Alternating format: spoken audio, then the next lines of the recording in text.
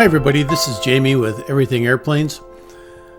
A week or so ago, I had the wonderful opportunity to travel to Anamosa, Iowa to visit the National Motorcycle Museum there. Part of the collection that's being auctioned off this coming weekend was the 1911 STECO AeroHydroplane. Stevens and his son Ralph founded the STECO engineering company and designed and built the AeroHydroplane.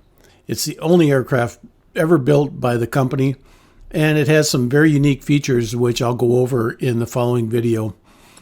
The narration is basically from the information board for the airplane and the rare gnome engine.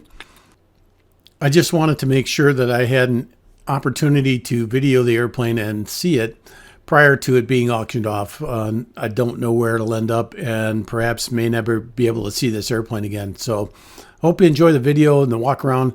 Very unique airplane. Does have a place in aviation history in this country. The control system is very unique, and hopefully you get an idea of what the airplane is all about with the walk around video. In the 1880s and 90s, James S. Stevens was the mechanical superintendent for the Milwaukee Railroad in St. Paul, Minnesota, as well as serving as an engineering consultant for Ham's Brewing Company. In 1892, he was chosen to serve as the chief electrician for the Columbian Exposition in Chicago. In later years, while living in Chicago, Stevens designed and built the aircraft you see here, equipping it with an innovative control system. In fact, the control system was awarded a U.S. patent. In 1911, Stevens Aircraft won a U.S. patent for a radically new empennage flight control system, which at the time was thought to be a major advancement over the warpable airfoils used by the Wright brothers at Kitty Hawk, North Carolina 8 years earlier. The only vertical control surfaces on the airplane were a pair of rudders which were hinged to swing only outboard and were used for controlling slips and skids, similar in fashion to a modern-day Rutan Very Easy. But the horizontal tail was the most interesting feature of the controls of the STECO.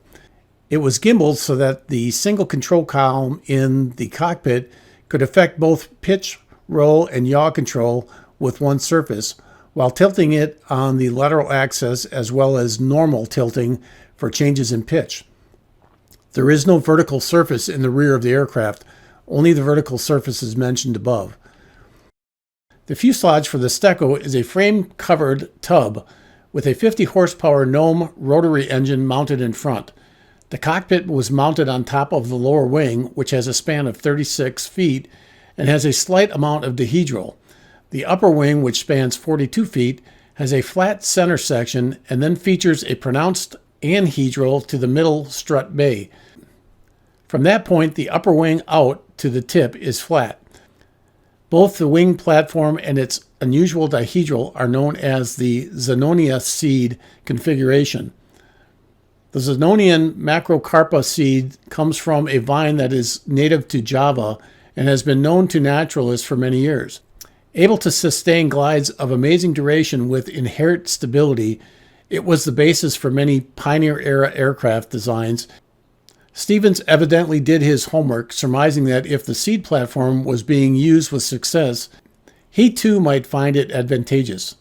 Stevens apparently finished his airplane in 1911. In testing, the plane rode on custom-built twin 16-foot Burgess floats set 11 feet apart.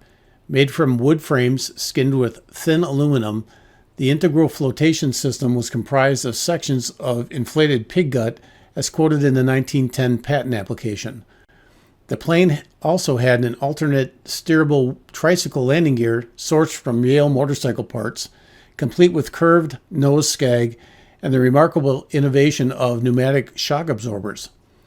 The plane was first built with wheeled landing gear, then later outfitted with floats, which were tested on the water in 1914. In the spring of 1911, the machine was completed, but owing to a lack of a suitable motor, no actual tests were made. It was not until the autumn of 1913 that a 50 horsepower Gnome engine was obtained, and as it was decided to test the machine over water, so a pair of Burgess floats were ordered. The machine was then dismantled and taken to the Stevens hangar on Lake Michigan at Chicago, where it was reassembled The first test flights were made in July of 1913 under the pilotage of Ralph S. Stevens, with entirely satisfactory results. The 1909 Gnome Omega rotary engine. This French 1909 Gnome Omega is a rotary, not a radial. With a rotary design, the 7-cylinder rotary engine develops 50 horsepower and drives an 8-foot Chevier propeller that gives the amphibian a maximum speed of 50 miles per hour.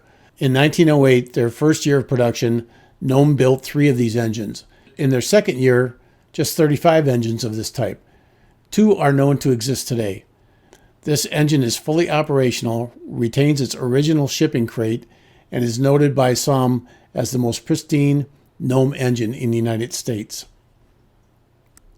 Thanks for watching, and thank you for your support of Everything Airplanes. Again, this is Jamie with Everything Airplanes signing off.